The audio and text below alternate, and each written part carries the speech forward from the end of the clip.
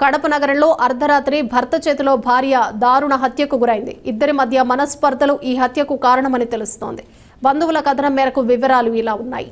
భర్త మద్యానికి బానిస కావటం, ప్రతిరోజు తాగి వచ్చి కొట్టేవారని అన్నారు. కనీసం అన్నం కూడా పెట్టరని మృతురాలు అక్క కన్నీటి పర్యంతమైంది. పనిచేసి వచ్చిన 1000 రూపాయలను ఫోన్ పే చేయించారని, అది మార్చుకుని డబ్బులు తెమ్మని చెప్పారు. అంతా తాగుతాడని 200 రూపాయలకు కూరగాయలు తీసుకుని 800 రూపాయలు తీసుకురావడంతో కొట్టి హత్య చేశారని వాపోతున్నారు. కొట్టడం, తాగి రావడం, పెన్ అన్నం అయితే పెట్టాడు. మా ఇంటికి వస్తుంది మా చెల్లి అన్నం పెట్టగానే ఆకలితో ఉన్నానని. తన ఆకలి మేము చూడలేక తనకి పెట్టాం, తన పిల్లలకు పెట్టాం. మా ఇంట్లో 2-3 రోజులు పెట్టుకున్నా. బండి దొంగతనం చేసుకుని పోతాడు.